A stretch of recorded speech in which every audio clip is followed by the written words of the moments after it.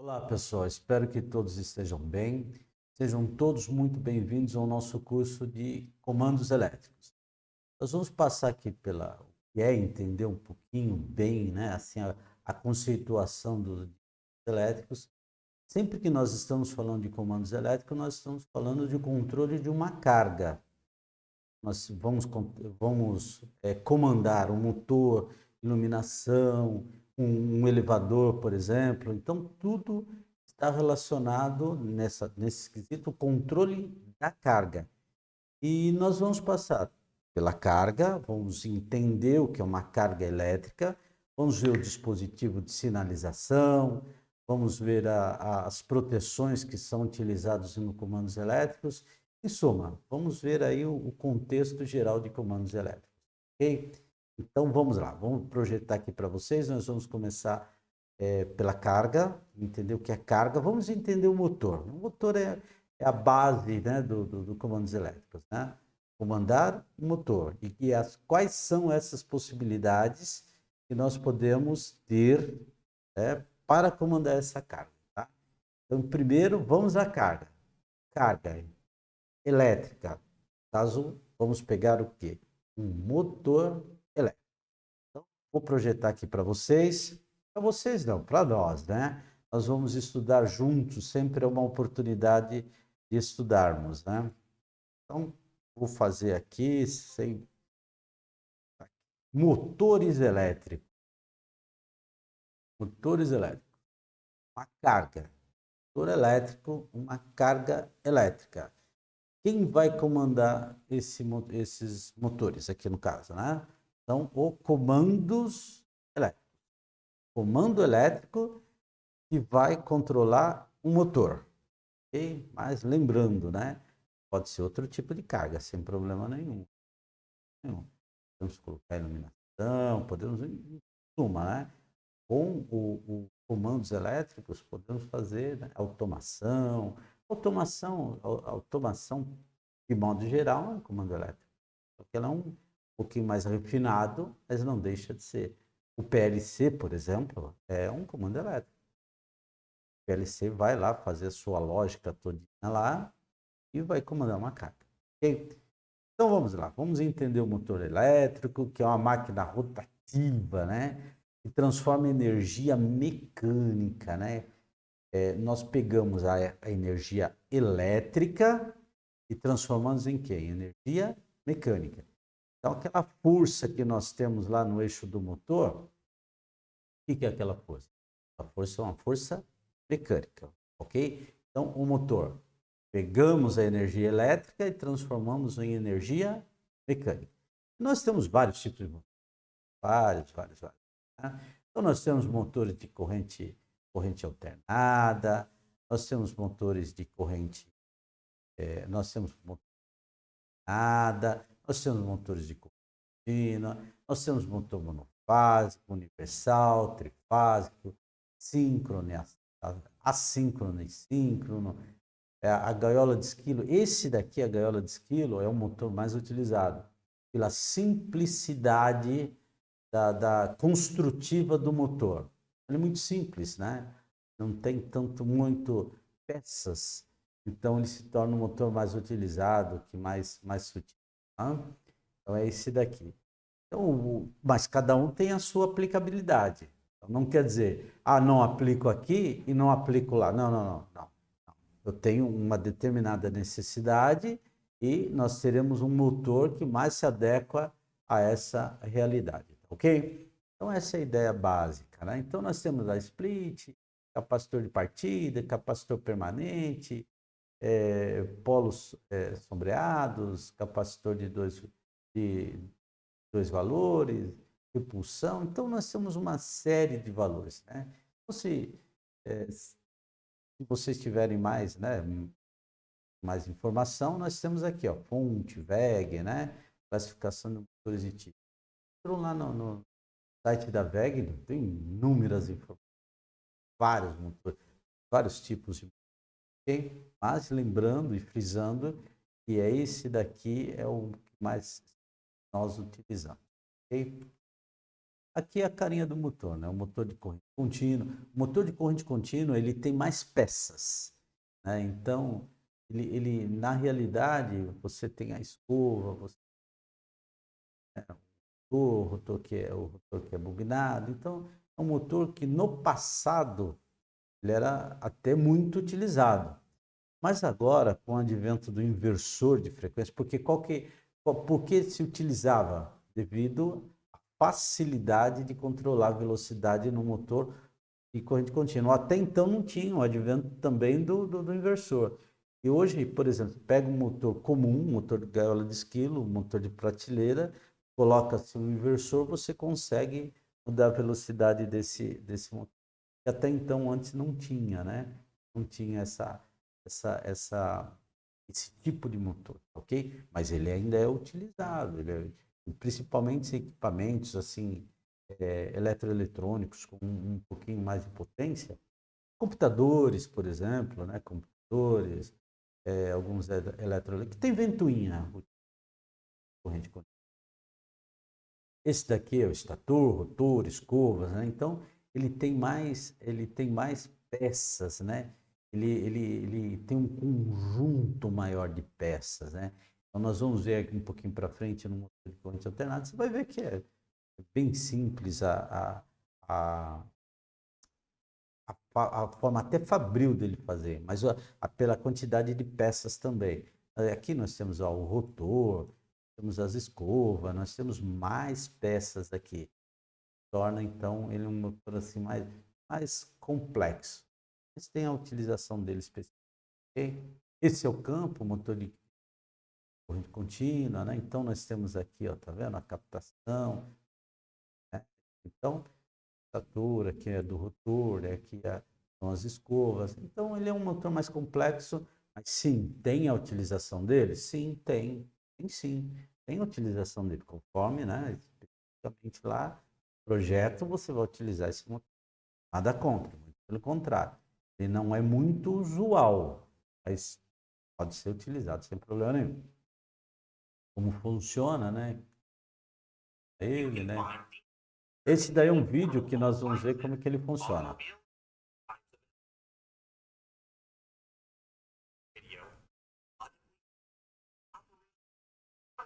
Observe que aqui nós temos o rotor, nós temos o coletor através das escovas, perfeito? Esse daqui é a montagem do motor. Como que ele monta, né? Então ele forma dois campos eletromagnéticos. O campo magnético aqui no estator e o campo magnético no rotor. Através de quem? Através das escovas, ok? Só que nós temos que ter uma tensão aqui externa para alimentar essa parte aqui, ok? Então, na realidade, são campos magnéticos, né? Alinhados, né? Então, dessa forma, você consegue ter, tá vendo? Ó, campo magnético do estator incidindo no campo do estator do rotor. Ok? Essa é a forma, é o jeito do negócio. Bem, motores de corrente contínua é característica, né? Motores de corrente, perdão, motores de corrente alternada. Esse aqui, olha aqui, observe aqui, ó. Motores de simples construção, apresenta baixa manutenção. Então, corrente contínua tem as escovas, tem sujeira nas escovas, tem bastante coisa que faz com que ele seja assim tenha mais manutenção. Essa é a ideia, né? Então, olha só, então é um motor, esse nós estamos falando motor de corrente DA, ok? Motor de simples construção, apresenta baixa manutenção. Vamos ver aqui. Esse daqui é um vídeo que ele vai mostrar para nós todas as partes do motor, como ele é construído, quem é quem no motor. Lembrando que esse daqui é um motor trifásico, tá ok? O motor monofásico ele tem uma característica um pouquinho diferente devido a deixa eu abaixar aqui um pouquinho o som para ficar melhor para interagir com vocês. Então, o motor de corrente monofásico ele tem os capacitores. Já no motor trifásico não tem os capacitores. Ele se torna mais simples ainda. Aqui são todas as partes construtivas do motor.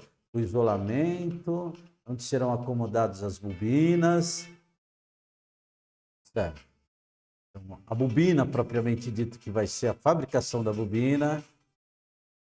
Fio de cobre, né? Ele tem um verniz. Esse cabo ele é isolado entre um e outro, tá ok? No corpo desse condutor é um isolante, aquele é isolante. Então ele não tem o contato, né? Tanto é que se fechar curto na bobina ali, né? No fluxo de corrente da bobina ali, vai queimar esse motor, perfeito? Então ela é isolada. Aí olha a acomodação das bobinas, várias bobinas. As bobinas são defasadas 120 graus uma da outra no corpo do estator, né? A forma que ela é montada, né? Vai ficar 120 graus. São 3 grupos de bobinas, daí o fato de ser trifásico, 3 grupos de bobinas defasadas dentro do estator, 120 graus uma da outra, ok? Então, a forma, ele está colocando lá os esqueletos, para fixar ela, né, a bobina, para fixar a bobina no local. Você tem isolantes, fechamento, a ligação interna. Então, é isso que vai fazer com que nessa ligação interna, a quantidade de cabos que vai sair para a ligação externa. Se é um motor de 6 pontas, se é um motor de 9 pontas, se é um motor de 12 pontas. Esse é o conjunto bobinado, ele está mostrando para nós como é que ficam as bobinas, a disposição das bobinas e as ligações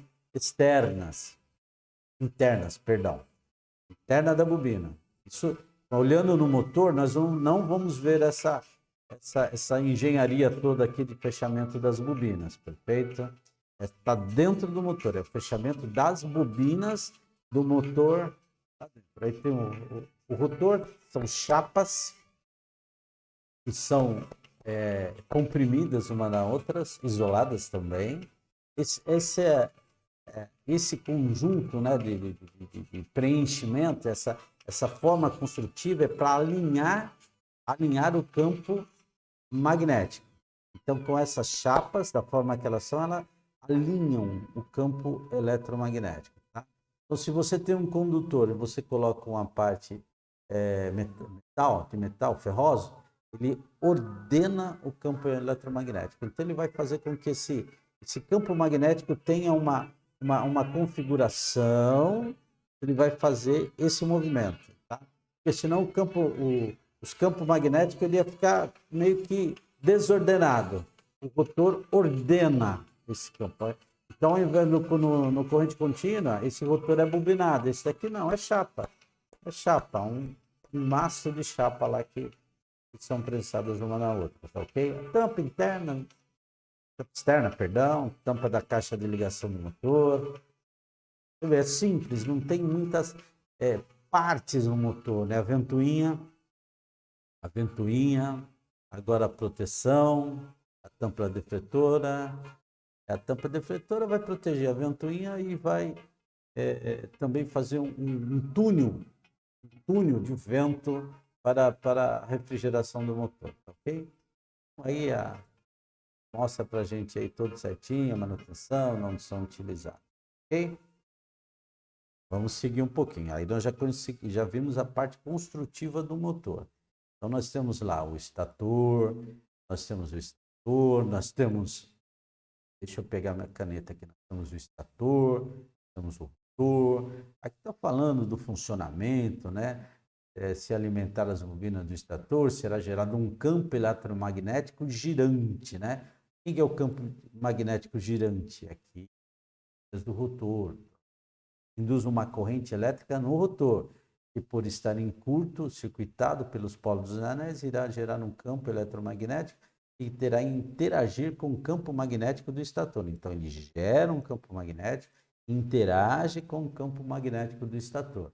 Quer dizer, são linhas eletromagnéticas que se alinham para fazer esse movimento, ok? A força capaz de girar o rotor. Essa é como que ele está produzindo. Então, quem está girando o motor? É o campo eletromagnético. mas ele é ordenado de uma tal forma que ele vai fazer esse movimento dentro do motor. Então, o rotor também se alinha, né? Ele meio que ele alinha os dois campos eletromagnéticos para fazer esse movimento. Ok?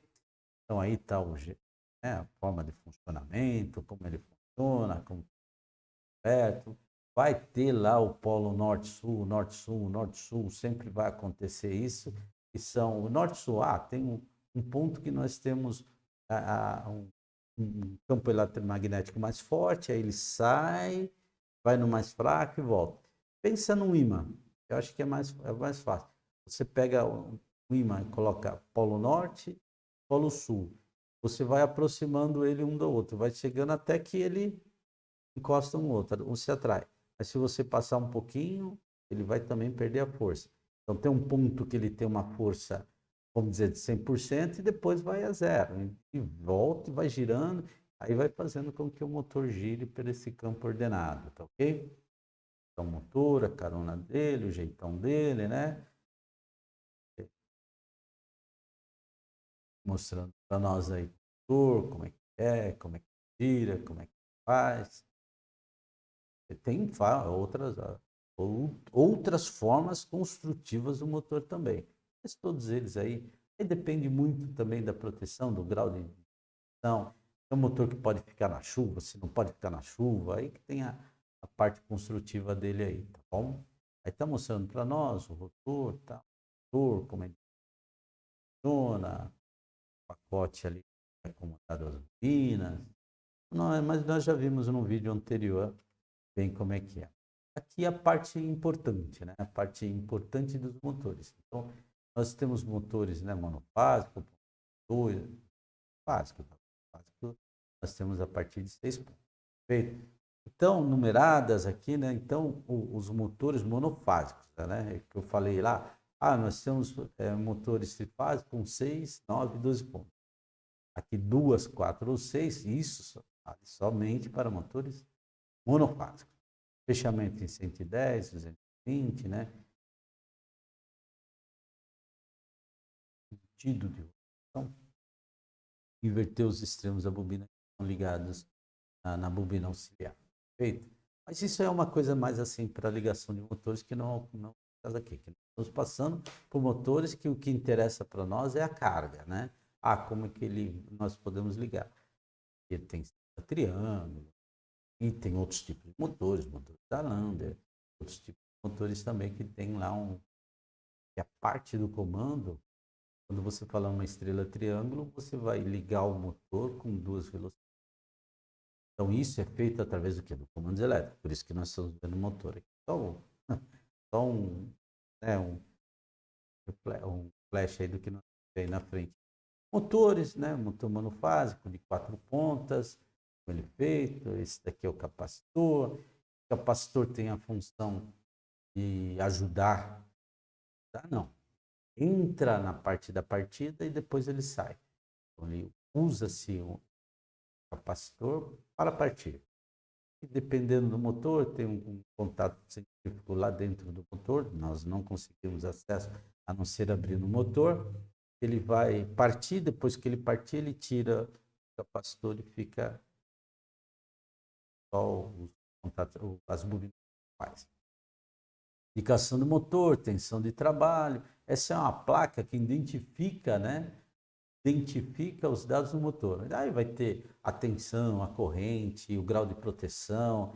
Tem uma série de informações nessa placa do motor. Cada motor vai ter lá a sua placa. Aqui ele diz, né? Para nós invertermos, né?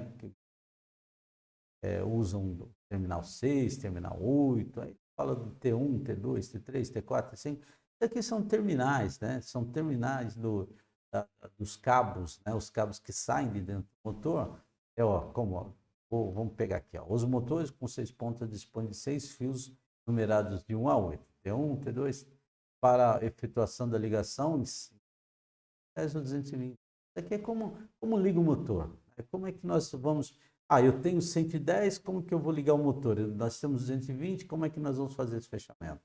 Então, isso parte da aplicação do motor, né? Então, ele dá para nós trabalharmos com duas tensões. Motor.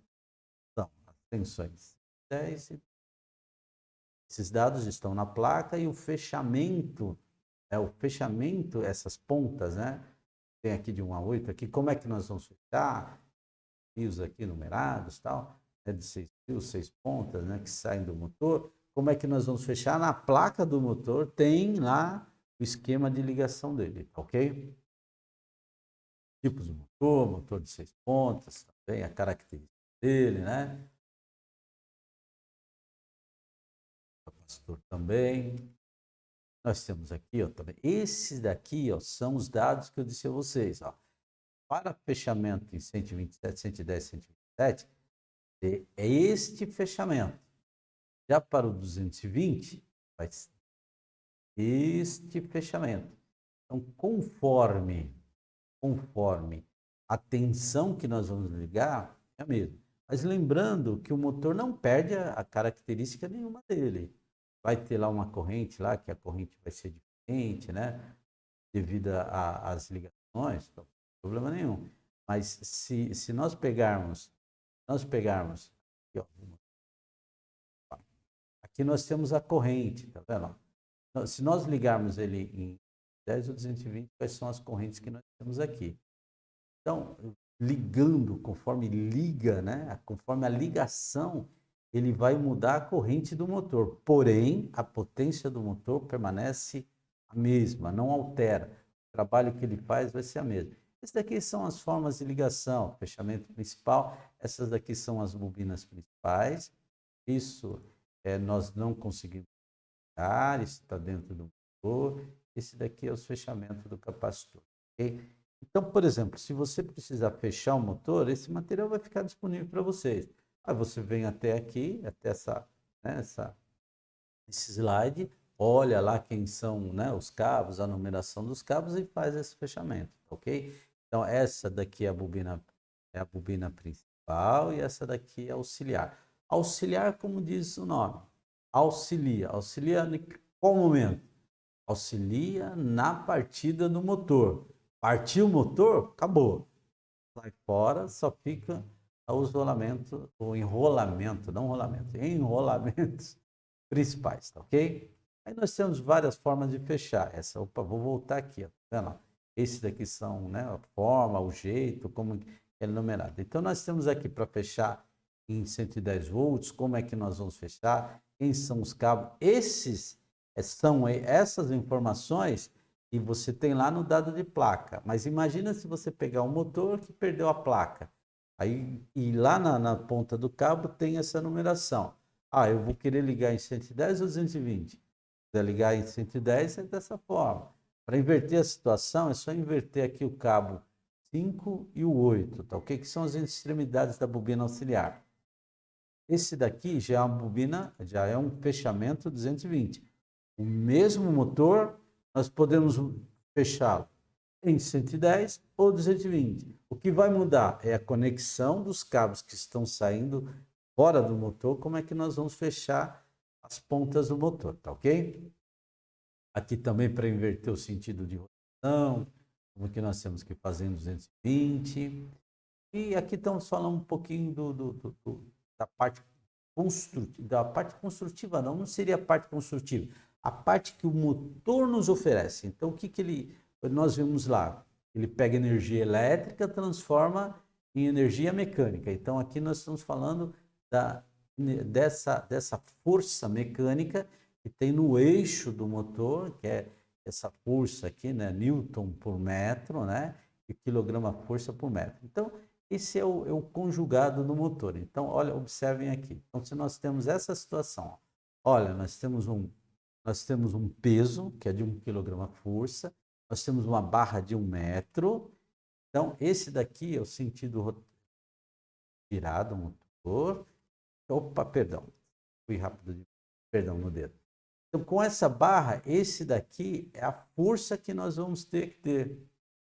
O conjugado, o torque. Qual é o torque que nós vamos ter? No centro do eixo aparece uma força no sentido giratório. Então, é essa força aqui.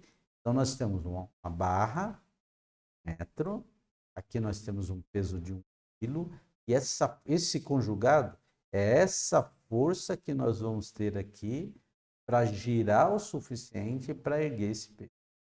Então, isso daqui, ó, a barra de 1 metro, né?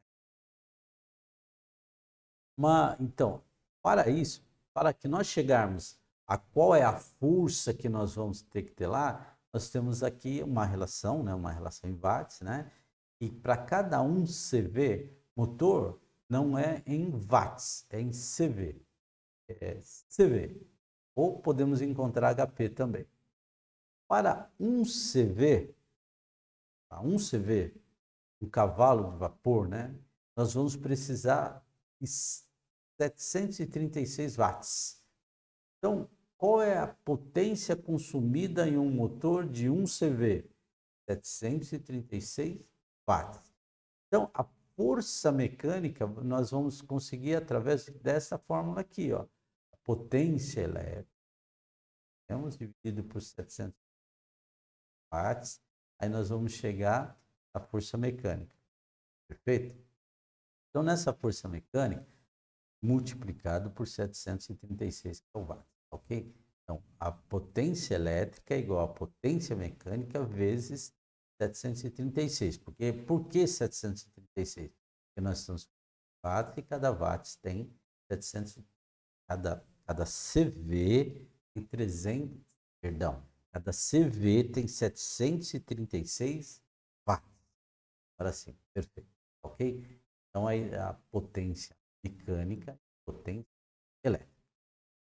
Vamos seguir. Então, a velocidade assíncrona, né? Fala do motor, da velocidade assíncrona, né?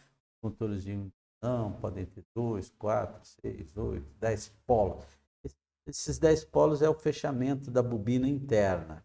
Conforme isso, ele vai conseguir. O que são polos? Norte-sul, norte-sul, norte-sul, norte-sul. Ok? São os polos, né? Então, a velocidade assíncrona, né? Velocidade síncrona, nós estamos sempre levando em consideração que a nossa rede é 60 Hz. Perfeito? Então, a velocidade síncrona, a frequência Hz e o número de polos. Nós vamos chegar na velocidade em RPM do motor. Escorregamento é o quanto, a eficiência desse motor. Qual é a velocidade? Nós temos uma velocidade, mas vamos dizer assim, uma velocidade elétrica pela frequência, tal, pela parte construtiva, mas é exatamente essa velocidade que vai ter lá na ponta do eixo? Não necessariamente, porque nós temos o escorregamento. Ele fala de escorregamento, né, a velocidade síncrona, a velocidade nominal e escorregamento. Escorregamento, vamos dizer assim, se nós pegássemos tudo perfeito, esse motor teria aí 3.600 RPM. Vamos dizer assim, 3.600 RPM. Mas ele tem um escorregamento que na ponta do eixo ele não tem os 3.600. Tem lá 3.520 RPM. Então esse é o escorregamento. É isso que é o escorregamento. É a diferença entre a velocidade real pelo ciclo da rede, das posições todas, né, do fechamento do polo do motor, a parte construtiva, tudo, teria que ter uma velocidade, mas ele não dá aquela velocidade 100%. Está lá 36% da velocidade do motor. Ok? E é em porcentagem. Aqui é a velocidade nominal. Okay? Aqui fala da curva do conjugado, quanto que é onde você tem uma resistência maior ou menor, a velocidade sim. Então, é um ponto, velocidade síncrona, perdão. É a diferença entre as duas velocidades, que dá o escorregamento do conjugado. E eficiência, né? Aqui que nós temos a curva do conjugado, o escorregamento. Essa parte aqui é o escorregamento, tá vendo? Ó, a parte aqui é do escorregamento. A força do conjugado e conjugado em porcentagem. Esse daqui é utilizado para quem vai trabalhar em projeto. Estou projetando, eu tenho uma bomba, preciso de um motor para girar essa bomba, uma bomba centrífuga.